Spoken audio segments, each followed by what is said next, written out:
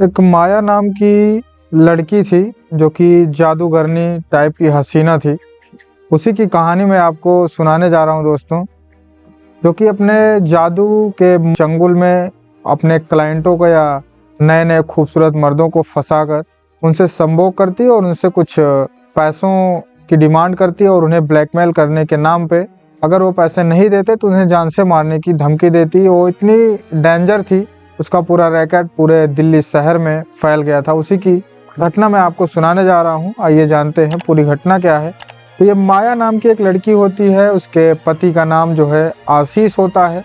आशीष bank में एक manager के रूप में कार्यरत था। उसकी अच्छी खासी करीब 1 लाख के आसपास सैलरी थी, तो उसे तो जीवन यापन करने में कोई प्रॉब्लम नहीं हो पा रही थी। बट ये जो उसकी बीवी माया थी, ये काफ़ी खर्चीले टाइप की थी। बड़े बड़े शोरूम में जाना, बड़े बड़े शॉपिंग मॉल में जाना और वहाँ से शॉपिंग करना, करीब एक एक कपड़े और एक एक इसकी जूती या मेकअप के सामान, यूँ कहें तो मतलब कि आशीष की सारी सैलरी का खर्चा माया एक ही दिन में उड़ा देती थी। अगर वो कहीं जाती शॉपिंग करने तो आशीष जो भी सैलरी का अपना मंथ में उसे सैलरी मिलती, वो अपना सेविंग का पैसा बचा के रखा होता था अलमारी में, 2 लाख 3 लाख करके कुछ भी। तो ये माया एक ही दिन जाती और सारा पैसा उसका खर्च करके चली आती। ऐसा देखकर, इसका रवैया देखकर आशीष को बड़ी गुस्सा आती कि माया तुम इतना ज़्यादा खर्चा करोगी, इतना एक्सपेंसिव कपड़े लत्ते पहनोगी या फिर कुछ महंगी वस्तुएं खरीदोगी तो हमारा घर बार कैसे चलेगा, हमारा जीवन मुख्य रूप से बहुत तंग हो जाएगा या आर्थिक मंदी आ जाएगी हमारे, हम तो बर्बाद हो जाएंगे इस तरह तुम खर्चा करोगी तो। बट माया अपने आगे किसी की एक बात भी नहीं सुनती। वह अपने आप को एक बड़ी एस्ट्रोलॉजर्स बताती थी। एस्ट्रोलॉजर्स का मतलब कि वो साइकोलॉजिक्स, जो दोष ग्रह कुंडलियों के भाग, मतलब यही सब जो दोष वगैरह होता है क्लाइंटों के या यूं कहें तो खूबसूरत मर्दों के हाथों को देखती और बताती कि तुम्हारी ग्रह सही नहीं चल रही है, तुम्हारी कुंडली में दोष है, तुम्हारा दोष मैं इस प्रकार ठीक कर सकती हूँ, इसके लिए मुझे कुछ पैसे चाहिए और तुम्हें करीब 24 से 48 घंटे मेरे पास ही रहना होगा और मैं जो जिस मंत्र का जाप करवाऊंगी मेरे साथ बैठकर उस मंत्र का जॉब भी करना होगा, तभी तुम्हारे इस कुंडली का दोष जो है सही हो सकता है, तभी तुम सुचारू रूप से अपना जीवन व्यतीत करने में संभव हो सकते हो। तो करीब इसका सिलसिला ऐसे चलता रहा। दिल्ली में करीब 50 से 70 क्लाइंट्स इसके हो गए। फिर इसने आशीष के पैसों पे ही अपना फिर जो भी कुछ एस्ट्रोलॉजिस्ट के जरिए या जादू दिखाकर कुछ ब्लैकमेल कर कर कुछ जो पैसे एकत्रित करती, वह किसी एक अपनी ऑफिस बनाने के नाम पर एक मैनेजर को नियुक्त की थी, उन्हें सारा पैसा दे देती और बोलती कि ये जो पैसे मैं तुम्हें अभी दे रही हूँ, ये सब पैसे संभाल कर रखो और मेरी एक ऑफिस बनवाओ। मैं घर से नहीं ऑफिस से काम करूँगी क्योंकि घर से मुझे काम करने में प्रॉब्लम होती है और मेरा पति आशीष जो है मुझे हर वक्त डांटता रहता है, तुम इतना ज़्यादा खर्चा करती हो, तुम्हें मैं और ज़्यादा पैसे नहीं दे सकता, ना मैं तुम्हारी खर्चा उठा सकता हूँ। अब तुम एक काम करो, अपना खर्चा खुद उठाओ और तुम खुद कमाओ। ऐसा करती तो एक दिन जो है माया की कॉलेज की फ्रेंड जिसका नाम रीना होता है, वह इनके घर आती हैं। उनके पति का नाम होता है रीना के नितिन, जो कि पेशे से एक बिजनेसमैन था और उसे हाल ही में कुछ 1 महीने पहले करीब बिजनेस में लाखों का नुकसान हो गया था। तो रीना ने सोचा क्यों ना ही हम अपनी फ्रेंड माया के पास जाते हैं और उसके कुछ कारनामे भी सुने हैं कि अगर कुंडली ग्रह में कुछ दोष हो तो शायद उसके पास जाने से वो ठीक हो जाता है। ऐसे कुछ माया करती है वो, या ऐसा कुछ जादू करती है।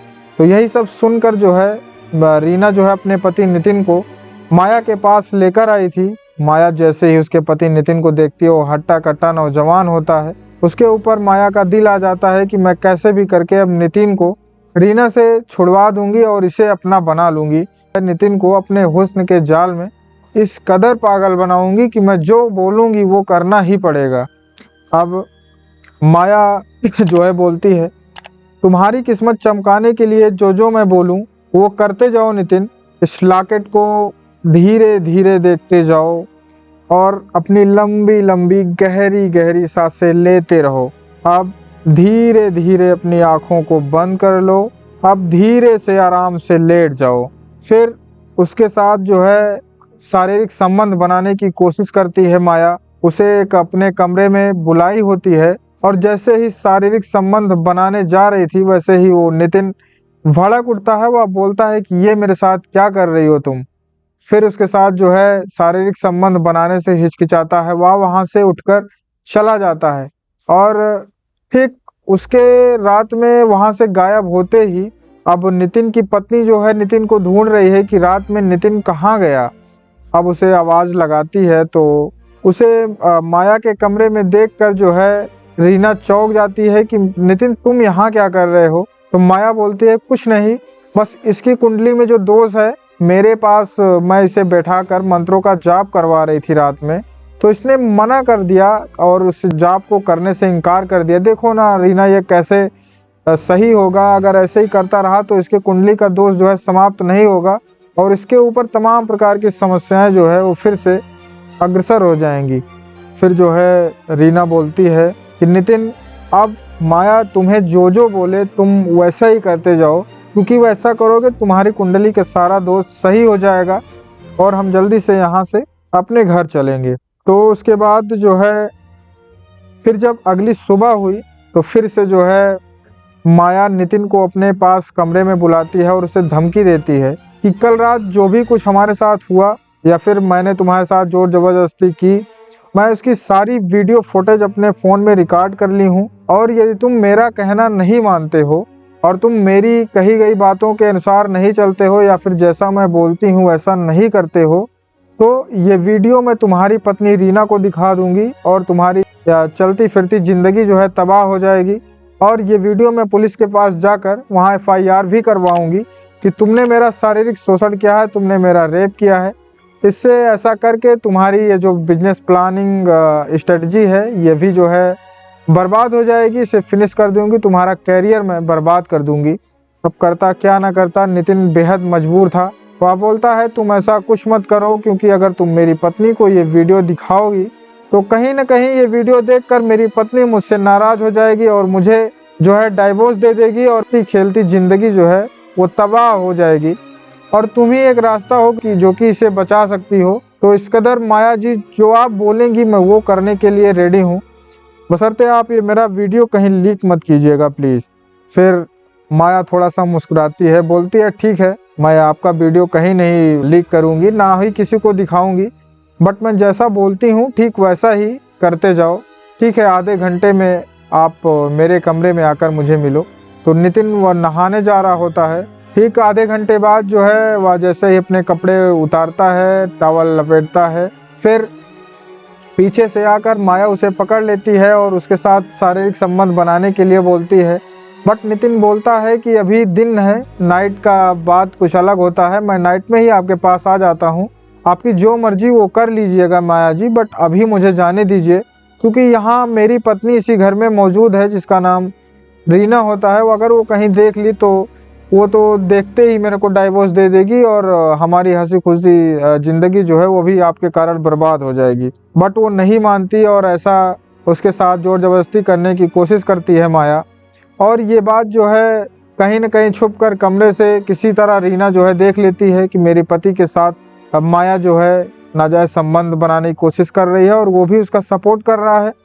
ऐसा देखकर वह वहाँ से चली जाती है और नितिन को बोलती है कि तुमने मेरे साथ बहुत बड़ा धोखा किया है, अगर तुम्हें ऐसा ही करना था, किसी दूसरी औरत के साथ नाजायज़ संबंध बनाना था तो मुझे पहले ही बता देते, मैं क्यों ही तुम्हारे साथ शादी करती और मेरे साथ तुम प्यार करने का ये ढोंग जो है बंद कर देते।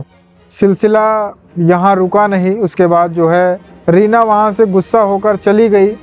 वह बोली कि तुम अब कभी मेरे पास मत आना। और यहाँ माया नितिन को अपने जाल में इस कदर फंसा चुकी थी, वह बोली कि नितिन अब तुम मेरे साथ मेरे घर में रहोगे, क्योंकि मैं अपने पति को आशीष को डाइवोर्स दे दूंगी, क्योंकि वो मैं उससे खुश नहीं हूँ, वो मुझे खुश नहीं कर पाता, ऐसा कुछ था। अब पीछे पीछे छुपकर जो है उसकी हिम्मत जो है इस कदर बढ़ गई थी कि अब वो दिन में भी अपने पति के सामने नितिन से जोर जबरदस्ती करने की कोशिश करती और एस्ट्रोलॉजिस्ट जादूगरनी के नाम पर जो भी क्लाइंट्स आते उनके साथ भी रंगरलियां मनाती। अब उसका पति ये सब देखकर उसके साथ ना रहने का फैसला करता है और कोर्ट से डाइवोर्स पेपर लाकर उसको सिग्नेचर करने को बोलता है। बट माया बोलती है कि मैं इस पेपर पर सिग्नेचर नहीं करूंगी और उसे फाड़ देती है। फिर यह सब बात देखकर नितिन बड़ा परेशान था कि अब मेरी पत्नी जो है रीना मुझे छोड़कर चली गई है। किसी न किसी तरह मैं माया के चंगुल से आज़ाद होना चाहता हूँ, क्योंकि अगर मैं यहाँ रहा तो मेरी ज़िंदगी तबाह हो जाएगी और ये लड़की माया जो है मुझे अपने इशारों पर नचाएगी और मेरा बिजनेस प्लानिंग क्या स्ट्रेटजी, मेरा पूरा फ्यूचर तबाह हो जाएगा इसके चलते। फिर एक दिन जो है नितिन किसी गैंगस्टर को उसकी सुपारी देता है और वो बदमाश आकर बाइक से एक दिन माया जा रही थी अपने ऑफिस। ठीक रास्ते पे निकलते ही जैसे कुछ ट्रैफिक होता है, वहाँ पर एक बाइक सवार बदमाश आता है और माया को गोली मारकर चला जाता है। और मौके पर पुलिस आती है, फिर मामले की छानबीन करती है। बड़ी मुशक्कत के बाद जो है आशीष को पहले हिरासत में लिया, फिर उसके बाद जो है तमाम प्रकार के अवैध संबंध की लिस्ट निकाली, तो कॉल रिकॉर्ड्स निकाले और फिर उनके जरिए जो है माया का कुछ मोबाइल वीडियोस निकाले। उसमें पता चला कि अब नितिन का ही एक गंदी वीडियो वायरल, मतलब जो कि सस्पेक्टिव नहीं थी, वो माया के फ़ोन में थी। तो पुलिस उसके जरिए जो है नितिन तक पहुंचती है और उससे पूछती है कि ये कत्ल कैसे हुआ। तो नितिन ने खुद ही बोला कि हाँ, मैं इस औरत से परेशान हो गया था, इसके कारण मैं इसे जान से मरवा दिया किसी से सुपारी देकर। और पुलिस फिर सबको हिरासत में लेती है, नितिन को जेल भेजती है। कहानी यहीं पर समाप्त होती है। धन्यवाद दोस्तों।